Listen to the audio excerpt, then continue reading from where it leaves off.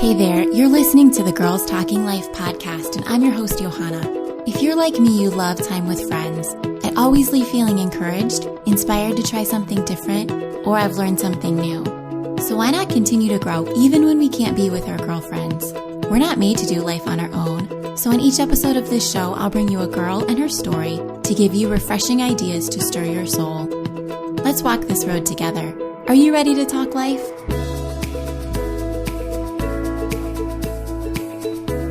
Welcome to the show. I'm so glad you chose to spend some time here. I want to start off today letting you know about the free downloadable conversation cards you can use at your next gathering.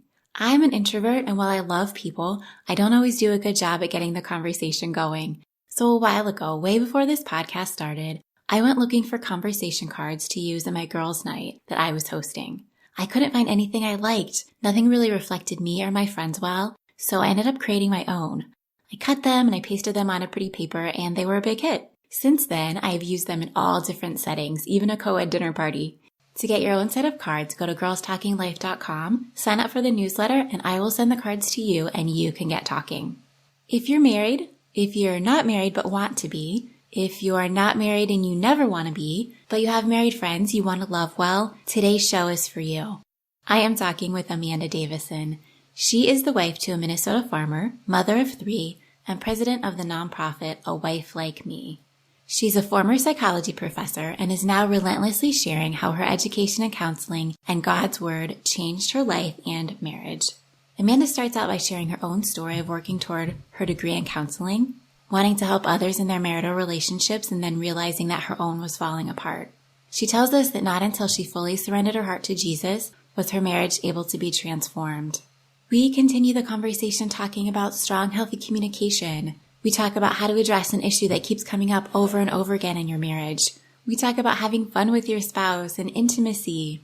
Amanda says that we can't love our husbands better on our own. It's not about trying harder. We can't. It's about focusing on Jesus. His love will cause us to love our husbands more. She says the more we are making it a priority to be with Jesus, the more our marriages will thrive. I loved talking with Amanda. She is so passionate about safeguarding our marriages and encouraging wives in any season. Here is my conversation with Amanda. Hi there, Amanda. Thank you so much for joining me on Girls Talking Life. Hey, thank you so much for having me. I would love for you to start by introducing yourself. Tell us just who you are and what you do, and then who the people that are in your life are. I love that. Yeah. So I'm married to a handsome farmer up in Minnesota, and we have 3 kiddos up here. And, I run the nonprofit.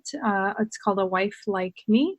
And we are a team of counselors, writers, and speakers from across the country who are pouring into wives, really to lower the divorce rate and strengthen existing marriages through the hearts of wives. So that's my main gig. I also preach and teach at our church here in our community, and, also travel and speak as well. But A Wife Like Me is where I spend my hours these days outside of being a wife and mom. I love that. How long have you been married? We've been married 11 years. Okay, and how old are your kiddos? Yep, we have a 10-year-old, a 7-year-old, and an almost 4-year-old. Oh, wonderful. So you have this organization that you founded called A Wife Like Me, and I will jokingly ask you, is that because you are the perfect wife and we should all aspire to be like you? Not even close. Not even close. No, honestly, back in 2012, I was really struggling. I wanted to help marriages. I was in grad school for marriage and family therapy. And so I thought, I'm going to have a private practice someday, and I'm going to be helping all of these marriages because I've always had that passion. I love relationships, and I'm intrigued by how some relationships are well functioning and others are not, and just what contributes to those. And so I've always been fascinated and interested in relationships, particularly with marriage, as my parents divorced when I was 5. But I was in grad school, and my husband and I had been married for about 4 years, together for 9, and I was so unhappy in our marriage. So, really the name A Wife Like Me is not like me, but back in my journal in 2012, I had actually written down, just how I was struggling, how I was feeling so lonely, unseen, unappreciated. I felt like my husband should be loving me more. And I had tried so many things to get him to do that, but nothing was working long term. And so I had actually wrote in my journal, I wonder if there's another wife like me, I wonder if there's another wife that feels the way I feel, who feels like she's trying as hard as she can, but nothing seems to be working. And she is so sick and tired of it and doesn't know what else to do. She's kind of screaming out for someone to help, but she also isn't finding any help and also doesn't want to get divorced. So that's where the name came from. But then also through my own journey of just finally surrendering my life to Christ when I was 29. And then that path of really finding Jesus, that's also the A Wife Like Me, in air quotes, is not me or you or anyone listening or anyone on our team. It's becoming the wife that Jesus has called us to be. It's just so hard to figure that out sometimes and really Yes. Understand what that even looks like. But that's really what the name means. I know you mentioned just being in a place of struggle in your marriage. And I feel like for me, my husband and I, we were really excited to get married. And then, there's the honeymoon phase. And then things get a little monotonous and things get harder. And then if you bring children into it, that's a whole nother layer of complication. And I feel like now we're probably in a really good place, but there's definitely, and for all marriages, it's different, but there's definitely some points of struggle and points of pain. Can you just tell me a little bit about what that was like for you when you were in that spot? Well, it's interesting because we come into marriage with so many different things. And I'm really passionate about I love us reflecting on our own areas of struggle. And we might get into that. But, for myself, I came into marriage with a lot of wounds that I thought I had dealt with on my own. But like I said, my parents divorced when I was 5. My dad moved away. I didn't get to see him as much as I wanted. I was an inconvenience in my own house. My mom moved out when I was 16, so I was very independent. Wow. I got stuff done and I didn't need anyone to help me. And, just all of these things, but also, so I knew I was a strong woman, but I also felt like I was in the way and I never felt enough for people. So, but I thought I was strong enough. At the same time, it was this really weird tension. So when we were married, I found myself really insecure, but frustrated that I was, and then really was blaming my husband for it. And I thought I was looking for him also to fill this void in me, as we often do if it's our husband, if it's food, if it's shopping, if it's Sure. whatever, fill in the blank. But I was looking to him and I felt very threatened by his seeming lack of love for me, which he loved me so much. But I had a very skewed idea of what I thought his love should feel like. And again, I did not know Jesus. I did not have a relationship with Jesus. So the amount of love I was looking to my husband for was just very unrealistic. And so, yeah, I felt very alone. And I hated that I felt alone in my marriage. And I felt gypped. I felt like this is not what I signed up for. You mentioned somewhere, I'm not sure where I read this, but you said, God changed my own heart in my marriage, and then I understood how to help people. My faith journey exploded, which transformed my marriage from an unhappy to a fulfilling one. Mm-hmm. How did that happen for you? I thought that, again, this was a huge, hard thing for me back in 2012, because here I was about to get out of grad school to be helping marriages, yet my own marriage is falling apart and I wanted out on my own. So I was in this hard place of like, Lord, what am I supposed to do? And it took me falling apart and finally I explain this, through our ministry often, but I left my husband. I took our 2 kids and I left. I thought I'm done. And I told him that. And I took the kids, I left. I went across the highway because I couldn't see anymore. I was weeping, and I parked at our farm shop, and I parked and I just bawled. I wept, and I was just having it out with God because I had tried everything else, and he was like my last resort. I mean, I knew who he was. We were in church every Sunday, but I had not fully surrendered my life to him. Did not even know that was a thing. So I just cried out to him, and I was so angry. And I just remember this conversation so vividly, but essentially I gave up control. I surrendered everything, every area, specifically my relationship with my husband, to the Lord. I said, I cannot do this anymore. You've got to tell me what to do, because I've tried everything, and everything that I had learned, the tools and techniques in grad school, which are great and helpful, but they had not worked long term. And so nothing was working. And essentially that day when I surrendered my life to Christ is when everything changed. I just said, I can't do this like with what I know to be true. You have to tell me, is there another way? And so he showed me what that is. He began to show me. And for the first time in my life, I opened my Bible, and this is so important because, we were in church every Sunday. We were praying together, but I was not in the Word. I did not want to give up control fully. So that weekend, I opened up my Bible, and I was shocked, like, at what I was reading. I could not believe it. I could not believe it was applicable today. And I remember showing my husband, even he grew up, thank God, very different than I did. And I remember bringing him my Bible and like, babe, look at this. Like, I was like, look, like it's talking about today, like what we're going, like what is happening? And this isn't an ancient text that does not apply. Right, yeah. Right. I'm like, who knew?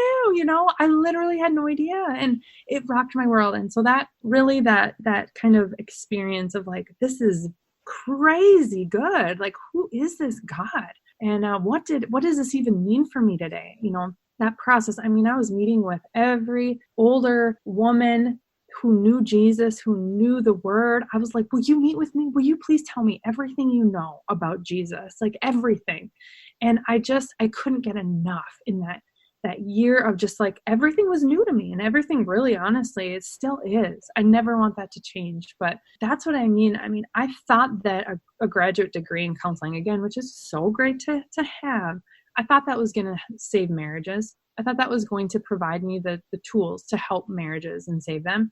I'm so thankful that God wrecked me like that, because although they're helpful, without Jesus, we will not hold together in the way that he wants us to. And so I had to learn that, and I had to walk through that myself, and still to understand just what he has planned for us in a marriage. And I mean, just as his daughters, what that even means.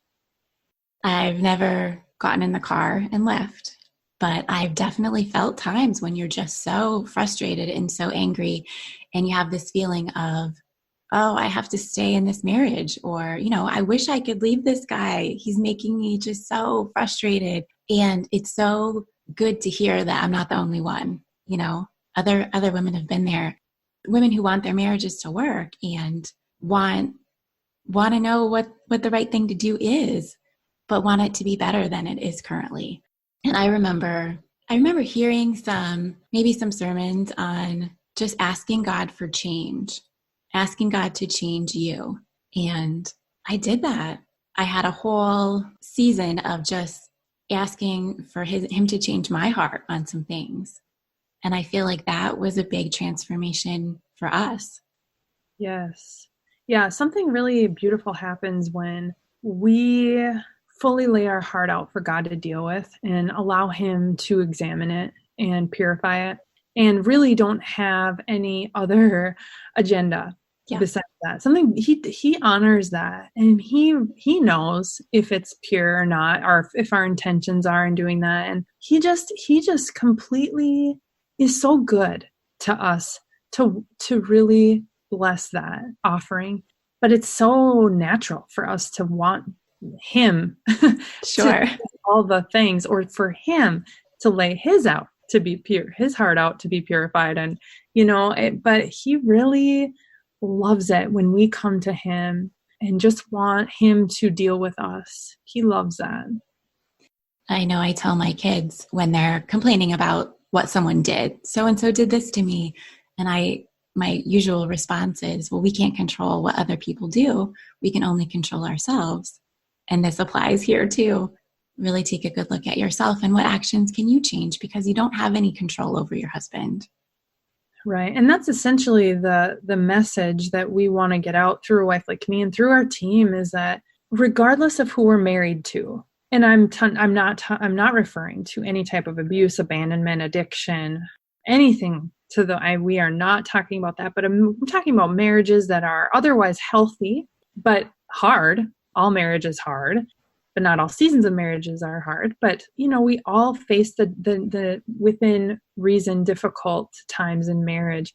Yes. That no matter who we're married to, we can create a marriage that is fulfilling and thriving based on our response. And that's the focus. And that's our hope, is that wives can really dig into what's going on in our own hearts. And through that process, we can experience a completely different, brand new marriage with the husband we are currently married to. It's just hard to sometimes believe that it's possible, but it is. Thank goodness. Okay, so let's talk about some ways that we can do that. I want to start off with just a general topic of communication. What are some ways that we can get better ourselves at that and then open up the channel with our husbands? This is what I was hoping we would talk about. And I sort of was just thinking before we started that this is an area that by far the most women who come into our space. So we have a closed group on Facebook, and every wife that comes in answers a few questions. And the questions are just relating to your marriage and what are you struggling with most in your marriage? What could you change if you could change one thing? And by far, one of the responses we get is just regarding communication, right? Because it's so hard, and there are so many things that play into our ability to have healthy, strong communication. And so we have so many blog posts on this at our website. However, I'll just highlight a few. But before, again, with any topic in marriage, we can't just give tools or steps or tips, because really everything starts in our heart. And so if we want to have healthy communication with our husband, which we do, yes, we've got to really look at why we're even having that in the first place, unhealthy communication. So I can tell a wife listening right now, I can say, be respectful. Remember, be respectful. But that's really hard to be respectful when I am hurt by you. Yes. Like I don't want to we cannot expect women to be respectful when they feel hurt because of something their husband did 5 years ago or whatever. So we really need to look at the heart issues really that are happening that might be clouding our ability to even have healthy communication in the first place. So I'm just going to hit on a few. And this is actually in a post I wrote. It's 4 reasons why we experience destructive communication. So I'll just hit on them. One is ignorance. We just simply don't know we're being destructive, like that our communication is hurtful, that the patterns we learn from our parents is really not healthy, that my tone comes across as disrespect, or that I'm just ignorant to that. And that is very common, that we just do not know that our communication is actually destructive and unhealthy and unhelpful. That is a great one for me. Yeah. My husband has said several times to me, do you realize how that sounded? Like coming out of your mouth? And I was like, no, I didn't mean for it to be hurtful, destructive. It was really matter of fact to me, but the way he heard it was not the same. Yeah, it's important to allow, like, it sounds like you allow your husband to give you that feedback. I think sometimes we don't even want to hear it. We're like, yeah, sometimes. Oh, really? Well, is my tone, you don't like my tone? What about this and that, So just the fact that you're even willing to hear it says a lot. And that's a very important thing, that ignorance is one thing, but being unwilling to even adapt is a whole other issue. So another one, and these kind of all play into each other, but unresolved wounds, unresolved hurt from the past. If we are living with any unaddressed hurt, now this does not even have to mean from your husband. It can mean from your parents, from an ex-boyfriend. It can mean any hurt, past pain that is still living and open within you. We all have past hurt. It's just whether or not we've addressed them in a healthy way and dealt with them in a healthy way. So if we have any of that, we cannot love others well or receive their love well when we have unresolved hurt. So communication, it's hard, again, to receive loving words in the way they were truly intended if there are open wounds happening in our heart. You know what I mean? Like, I'm not gonna hear my husband's loving words he just said that really had no ill intention at all. I'm not gonna actually hear that. I'm gonna hear a completely different message if I have unresolved hurt. So that's another thing. So address those, go to counseling, do all the things you need to do to really make sure that there's not unforgiveness or insecurity really brewing within you because of what happened in the past. Another reason we have destructive communication is just defensiveness and pride.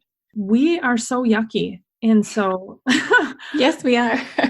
This is really, we will see a lot of ongoing unresolved conflict when there's defensiveness and pride. They go hand in hand. So nothing's ever getting resolved. We keep talking about the same things because we're defensive and because there's pride. And we all deal with this, but we'll see each other, because of this heart issue, we'll see interrupting each other, misinterpreting what we're saying.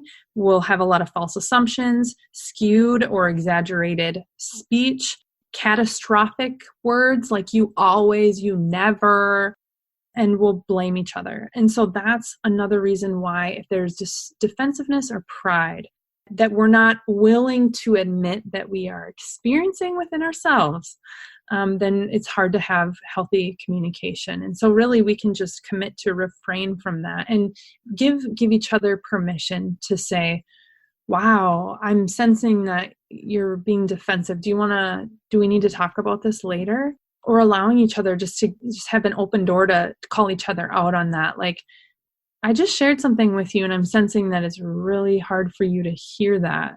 Can you tell me why? I want you to tell me, husband, if you feel like I'm being defensive. And hopefully they want the same, but it starts with us. And if we open that door for them to call us out, because we don't want to be like that, a lot of progress can happen just with that. And then another reason why so many of us experience destructive communication is just a lack of biblical community. Yeah. This is such a big one. I look back and I would call the people we want to hear. It's a confirmation bias. It's a term often used in the psychological world or field of where we want to hear people tell us what we're thinking. So I'm going to call my sister, I'm going to call my friend, or I'm going to call my mom when I'm frustrated about X, Y, or Z, because I know they're going to be like, yeah, Amanda, oh, yes, that is right. He should be home earlier. He shouldn't be working those, it is your anniversary, things like that. Right. If without a good community of believers that I have surrounding me that I will go to, even though I don't maybe want to, it is so helpful to have that. But if I don't, my heart issues won't get called out like they should be called out with a community of women around me, that know my weaknesses and my strengths, because our strengths really overpower and often really highlight our weaknesses. So without people that know that about me, I'm not going to be called out on what really I need to hear. And so that's another reason why we have destructive communication. So those are things that we just need to really kind of examine before we can even talk about how to have healthy communication, because if those are really going on in our heart, we can't get very far in communication. We can talk about healthy communication in conversations too, if you want me to, but those are just the heart issues that really, I think, go unaddressed when this subject comes up. Yeah, no, I like all those. And something that I think about too is I might get a lie stuck in my head, and it's something that might fester and grow even. And so I'm upset with my husband and not communicating because of something that isn't even true that I've allowed to develop. So just sometimes saying it out loud, just telling him like, hey, I've been having this weird feeling and this is what I've been thinking. And usually he's able to diffuse it in a few seconds. And that completely opens up a channel of communication for us that I was closing because of some feelings that were just not even, there was no reason for them. Yeah, it's so true. It's so true. And the enemy loves to do that to us and get us fixated on Right. what is not true. And that's just great. Just going to them, being like, what is this? Why do I feel like this? Is this what's going on? Is this what you meant when you said that? Yes or no? It's just, it goes so far, but you are the opposite of me. I like to spew all of my words out and it is not always helpful, but it's good to notice what our tendencies are and then attempt and be willing to balance that and just be so constantly pausing and asking God to help us. Hey there, I'm going to interrupt the conversation just for a minute to tell you about Prep Dish. It is a meal plan service that I've been using for a few years now, and I love it. It's not like the services that send you the food because I like to pick out my own groceries. With this service, you will get a weekly email that contains your menu for the week, an organized grocery list that has easy to follow instructions for prepping your meals ahead of time. After a couple hours on the weekend, all of your meals are ready for the entire week. Okay, so Prep Dish is hard work, but you make one big mess in your kitchen, you clean up that mess, and then most of the work for the week is done. And Prep Dish is offering you a 2-week free trial. That way you can see what the recipes are like, try Prep Day out for yourself, and see how good it feels to have your meals waiting for you when it's time to eat. And if you'd like to continue with the service after the trial is over, it's just $14 a month. To give Prep Dish a try for free, go to prepdish.com/Girls Talking Life. My family is eating healthier and I have more time on weeknights and I'm more organized. Even if you're not planning to make everything on the menu for that week, you still have an organized grocery list to get you started. It's one of my favorite parts of Prep Dish. And they're always gluten-free, and they have dairy-free and paleo options too. Now back to the show. You mentioned earlier recurring issues, things that just keep coming up. I know that that's happened for us too. How do you address that? It gets so frustrating when the same thing keeps coming up. Yes, I'm glad you asked. So that's what I wanted to also talk about. When we first off, if this is an issue that is very difficult to talk about for you and your husband, or the issue that continues to come up, if you're unable to have a healthy discussion around it, call a counselor. It is the best thing in the world. Love counseling. Love, love, love, love, love, love, love, love, love, love it. So do that. Don't wait. Be proactive. You will get so much from it. That's great. Or your church might have marriage mentoring, marriage enrichment programs. Do it. Do all the things to get that communication better.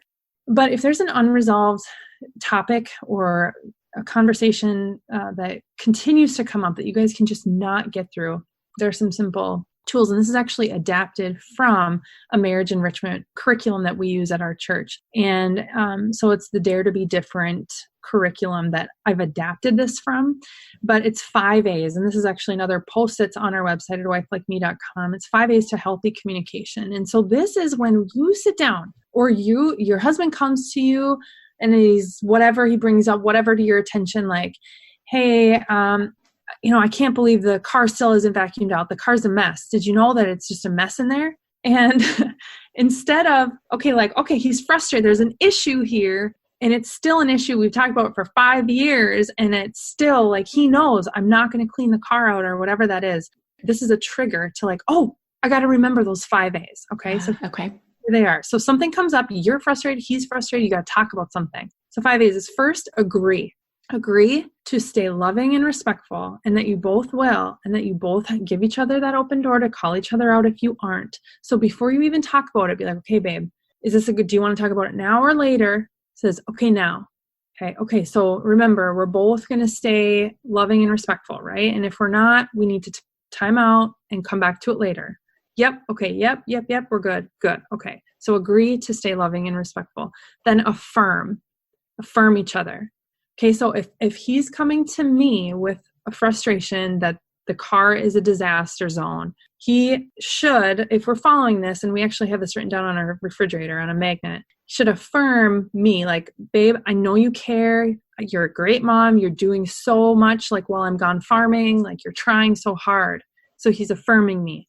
Like, okay, I hear the affirmation. Thank you for that. Thank you. Okay, that's the second A. The third is then you analyze the issue.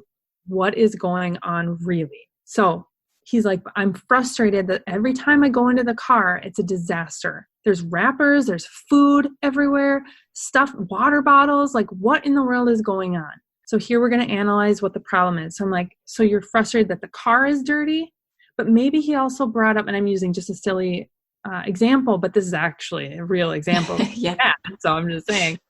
But so maybe when he brings this issue up, he also brings 3 other things up. Maybe he says, why are you parking in the garage? Because I need to get the lawnmower in there. And I can't get the lawnmower in there when you park like that. And maybe he also says something else about how our grass needs to be mowed. Okay, so there's a few things that come up. So when we're analyzing, like, we pick one thing. So I'm thinking through all the things he said, and I'm trying to figure out, we need to figure out the one thing that we actually need to figure out. So like, babe, are you mad that the car's dirty, or that I'm parking in the garage, or that we need to mow the lawn? Well, all of them, maybe, he says. Okay, so then what do you want to talk about first? Because when you have a conversation, when any of us sit down and there's conflict and it's unresolved, we can't get anywhere, we have to figure out that one thing. This is probably the most difficult thing and the number one reason why we can never solve anything. Because once a shot is thrown, like, I'm not happy about the car being a disaster, then what our typical response is and our nature is that we get the machine gun out. And we're like, yeah, okay, well, maybe if you would, fire back at night, I could have time to clean the car out. And I don't have a clean car because I always have to bring the kids over to the thing, and you're never home in time, and da-da-da-da-da, and right. And so then we're do-do-do-do-do-do-do-do, and there's fires thrown, and poof, here's this huge blow up that, of course, we're never going to resolve that. There's so much going on. There's no way we can. Where do you even start with that? Yes. So this is the hardest part of communication. It is the hardest part of conflict resolution that we have, is picking the one thing and sticking to it until it's resolved. Then you go back to the next thing. So literally, when my husband and I have this come up, I grab a pen or a pencil and a sticky note, a piece of paper, I write down the things. So we need to talk about that. Okay, you're also upset with this, or I'm also frustrated about that. So literally, I'll typically make, like, there's like 3 things happening really, or 4 or whatever. But what do we need to resolve first? Okay, the car. So then you pick the one thing, you analyze that one thing or more, but write them down and stick to one.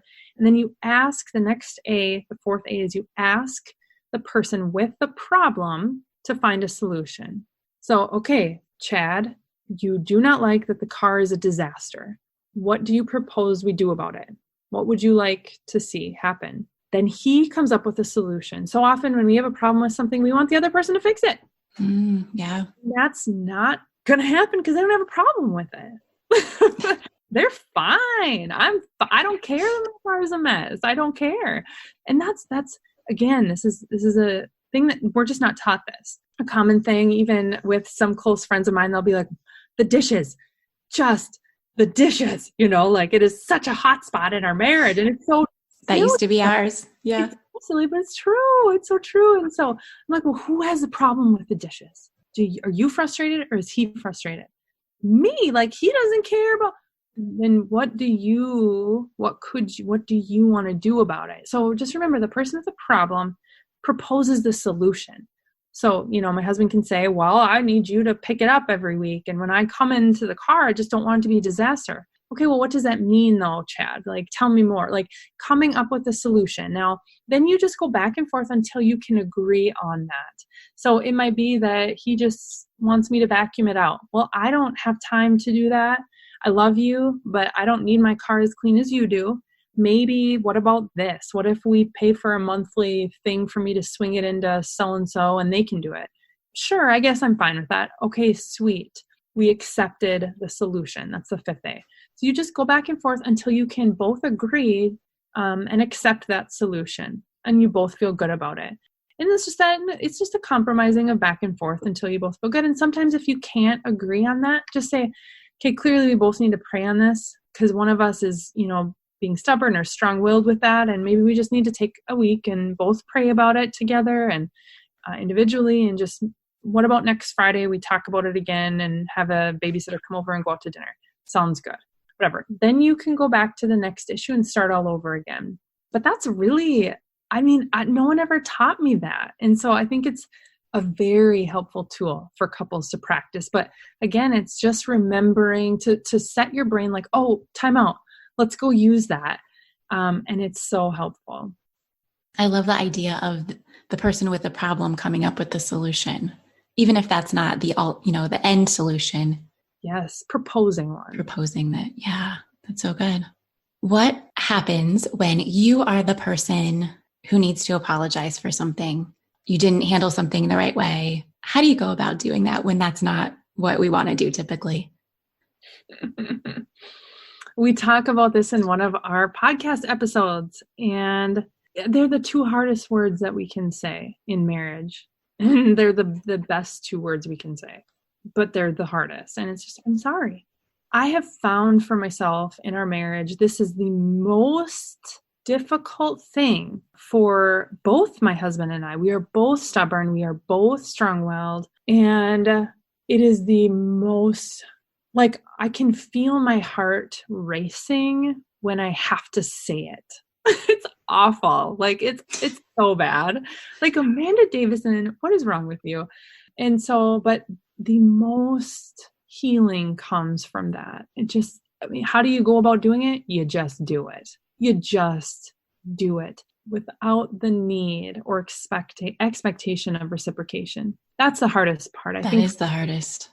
Yeah. Saying sorry for your part in any of it, even if he completely blew it or whatever the case is, finding something to apologize for, whether it's in how you responded, the timing of it, the tone of it, anything that we can find our part to apologize in is so helpful. Yeah. It's just doing it. Okay. One more hard issue, and then we'll get into some more fun stuff.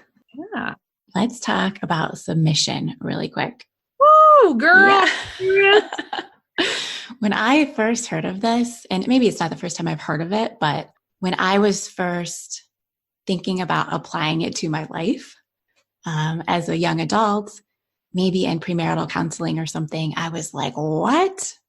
No way. I am not bowing down to my husband. That is not going to happen. And then I heard a pastor, probably several years later, explain biblical submission as coming alongside your husband or your wife and giving them the best of yourself. And I just loved that definition, and it really put into perspective what God had in mind. Love that. Well, I approach this topic very gently because, again, a funny thing happened. I'm going to be completely honest with you here. A funny thing happened after I came to know Jesus, to where this topic came up. And unfortunately, the way that submission was taught at the time in my life to where we were was not healthy submission. And so I really struggled. And I want to make sure that whenever I do speak on this, that I just want to glorify God's true intended purposes for that. Yes. So for myself, what I have noticed within the church is that whenever submission is brought up, that it is the focus of the wife submitting to the husband. And whereas a verse before that is really focuses on the husband and the wife, yes. both in unison and in unity submitting to the Father. And that really outsets the whole passage that follows. And so I think that for myself, I'm not a black and white kind of person. And so for me, when I have sat with God and prayed and prayed and prayed on this topic, he continues to bring me back to that first verse, which is to submit to one another in reverence for Christ and in awe of him. And so that really simplifies it for me. And it really takes away the rest of what we try to make black and white, or maybe role specific within a home or within a marriage. It's a dual submission in awe of Christ. It is a heart response out of our complete awe of God's majesty and his glory. And it is our heart response to submit everything to him together. And if we're actually doing that, then I don't actually have to worry about the rest, or nor does my husband, or none of us do.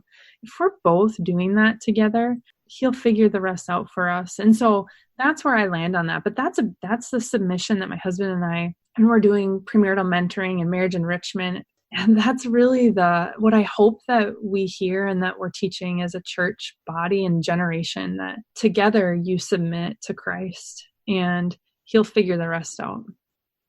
I really like that, Amanda. Thank you. Okay, let's talk about something more fun. Okay.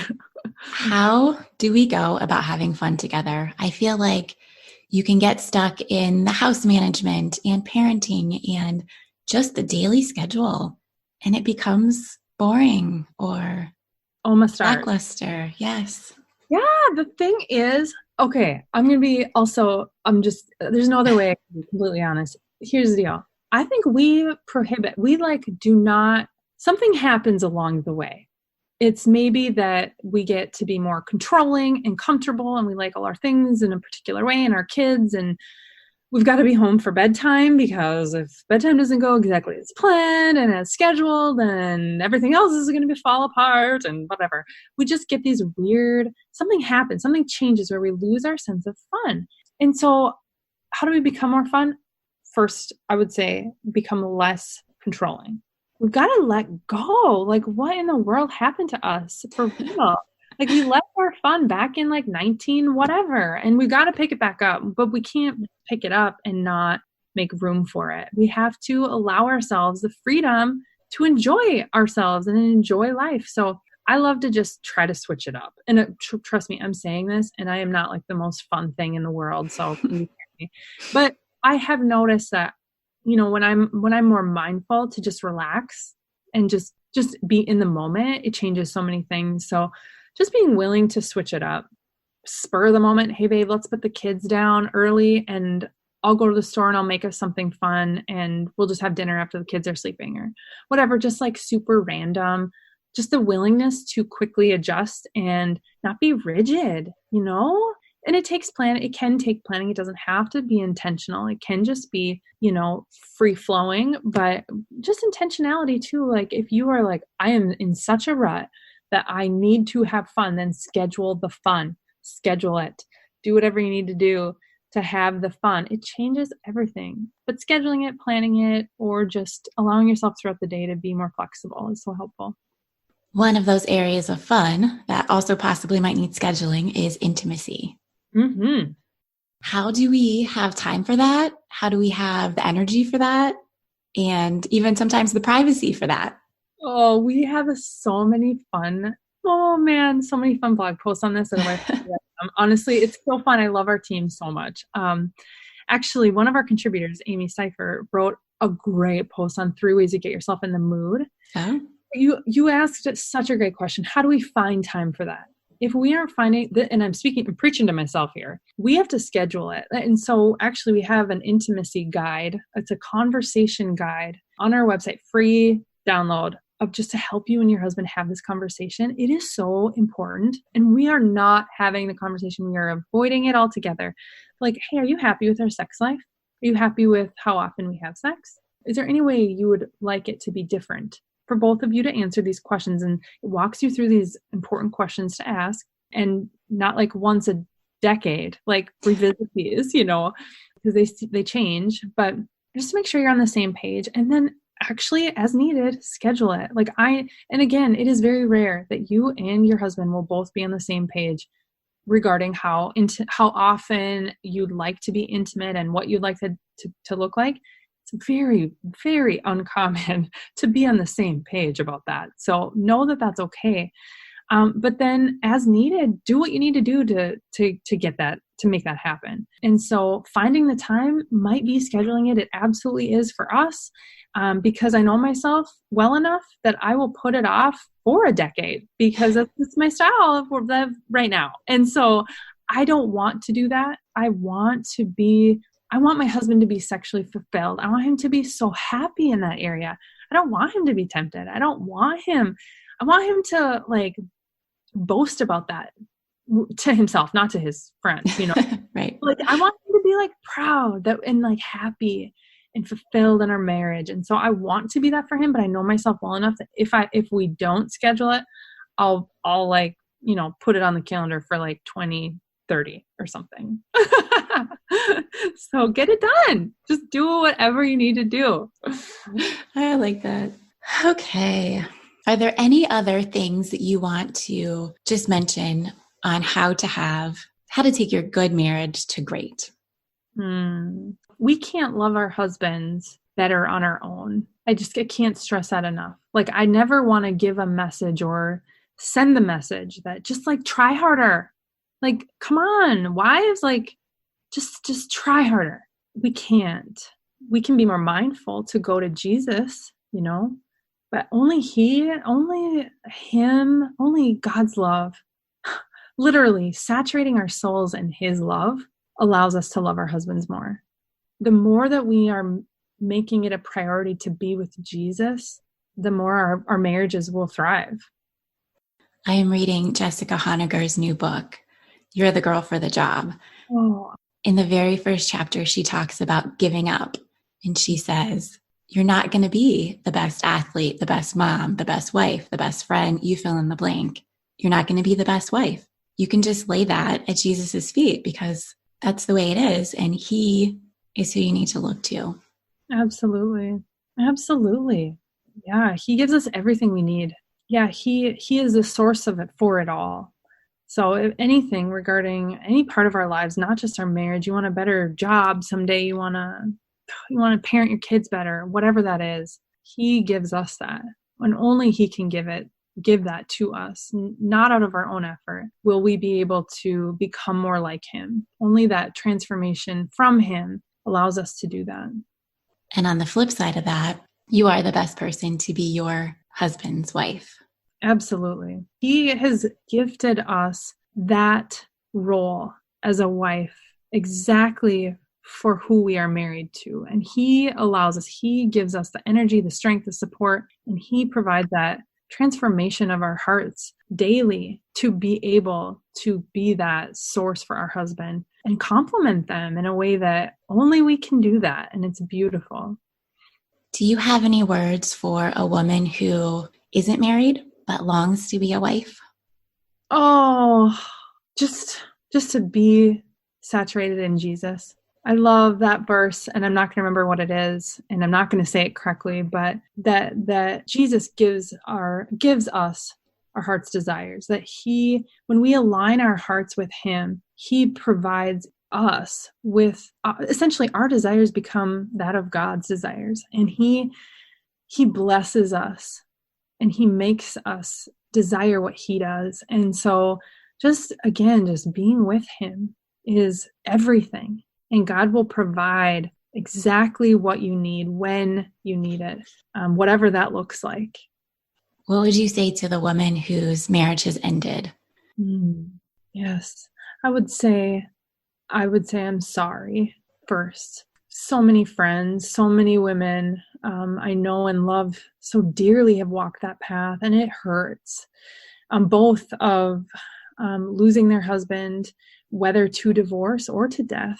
And oftentimes when it's both sides actually through the divorce process, whether it's not through their own choosing or it has been, it's incredible what God does with all of that.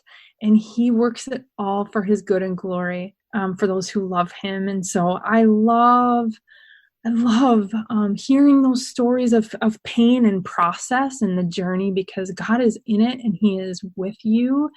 and he makes it all beautiful, and regardless of what that has looked like for you. And I love the wives who are a part of our A Wife Like Me community, who are waiting for wifehood again.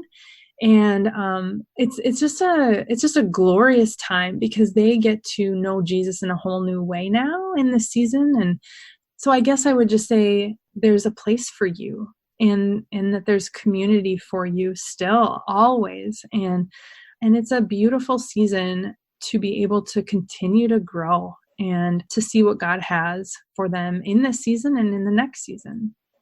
You mentioned your community. What kind of resources and groups and what can people find on awifelikeme.com or on your Facebook community? Yeah, so we have our website where there's always content coming out. Every week we put out 3 new pieces of content on the website, awifelikeme.com. We also have our A Wife Like Me podcast. Yes. So fun. We just launched that, and it's a blast. Like, you have the best gig in the world. Like, this is so fun. Podcasts rock. And so we have the podcast, A Wife Like Me, and then also have our communities online through social media, particularly on Facebook. We have a closed gathering group, A Wife Like Me gathering, but our main A Wife Like Me page, we're always putting content out there, but then we have our closed group, and we are just, I cannot say enough about it. Our group of wives are, like, I love them so much. These women are amazing, all across the board, all in different places of wifehood, and it's just beautiful. And so it's just a great support. We also have our book out called Dear Wife. We are currently halfway through our first online study of it, and it's been amazing. But so that's another group that we have, and actually we have resources available for anyone who wants to lead a group where they live. We have a local leaders guide and then an online leaders guide for women who want to do that. But it's really been amazing, and the book, I just can't say enough about that. But they're practical 10-minute invitations to practice connection with your husband, and they're transforming marriages, and it's so cool. And our team of writers wrote that, so that's been fun.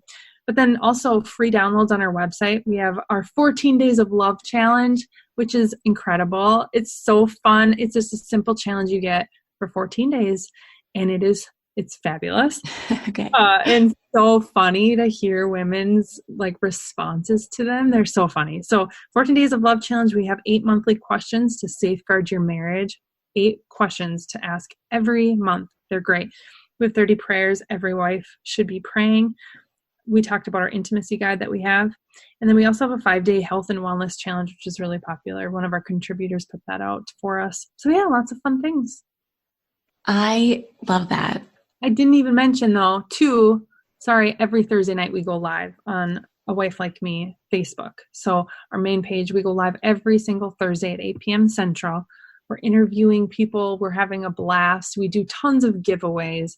So that's every Thursday at 8 p.m. Central. Sorry. Okay. And you said your wife groups. Do you have groups for different seasons of life or different types of wives? Yes. If you go on to our website, awifelikeme.com, and scroll over wife groups, all of the different groups come up, and there's really content specific to those wife groups. So yes, all across the board. Waiting for wifehood. We have empty nesters. We have pastors' wives. We have wives who've experienced loss, wives fighting for their marriages, wives with littles, working wives, stay-at-home wives, lots of tons of groups, and then content specific to those wife groups. Well, at the end of the show, Amanda, I like to ask my guests for their favorite 5. What are 5 things that you are eating, doing, wearing that are your favorites right now? Okay, well, these might be really fall specific, so sorry about that, but I just love pumpkin things. So my pumpkin creamer right now is amazing and heavenly. I love pumpkin desserts, pumpkin blizzards from Dairy Queen, pumpkin anything. Oh, yum. I've been putting pumpkin spice in our coffee. So 3 scoops of regular coffee and then 1 scoop of pumpkin spice coffee. And it's so good. But my husband, one of our issues, he told me yesterday, he's like, I had to dump that out. So he made the coffee this morning. That was his solution. Awesome. Way to go, guys. Way to go. Oh, that's funny. So yeah, I love pumpkin, but please, if you do not, I know there's like a camp pumpkin and then there's like no pumpkin. So Yes. please, just don't shut it off. But okay, my favorite song right now, it's like one of my favorite things. We get in the car and I think the kids are super sick of hearing it, but I don't care. It's Breakthrough by Red Rocks Worship. Have you heard it? I don't think so. You need to listen. It's Okay. so good. It's so good. I also am loving right now old things. Just old things. I don't know what it is right now. I'm just like in love, like old pictures of people, old, like my grandma's old journal, like old. My friend had a sweater on the other day and it was like old from somewhere she got it. And Vintage. I like rip it off and keep it forever. Old, just old things. I love old things. Okay. And then new socks that have never been worn or washed. Okay. Okay. And then they're soft and warm. Just new socks. After you wash them and wear them, they're not as good? Right. No, Okay.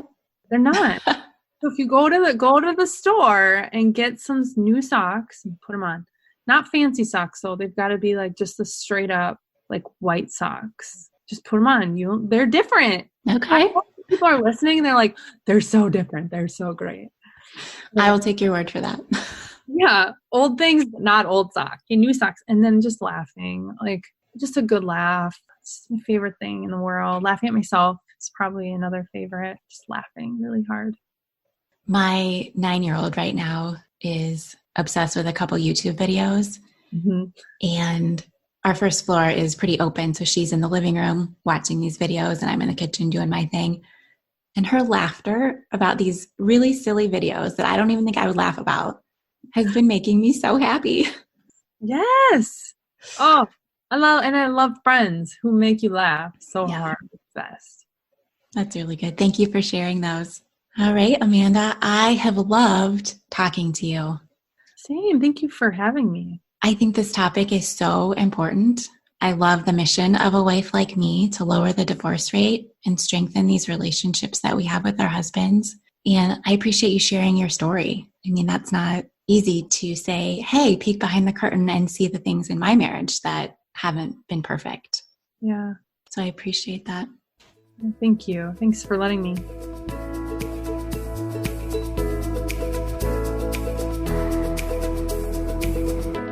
I hope you loved my conversation with Amanda. Marriage is such a big topic. There's plenty we didn't get to talk about, but I think we touched on some great things. Amanda gave some really good strategies for working through some marital issues, but it really all points back to Jesus and how we're surrendering our hearts to Him. You can find all of the resources Amanda mentioned at awifelikeme.com, and everything we talked about can be found in the show notes for today's episode on girlstalkinglife.com. I would love for you to rate and review the show on iTunes and tell a friend about it this week. I would so love for more women to be encouraged by the stories of my guests. Next time on the show, I can't even believe this, but we'll be celebrating 1 year of the Girls Talking Life podcast. Friends, don't let the conversation stop when the show is over. Share your stories and start your own conversations with the girls in your life. I'll see you back here in 2 weeks. Thanks for tuning in.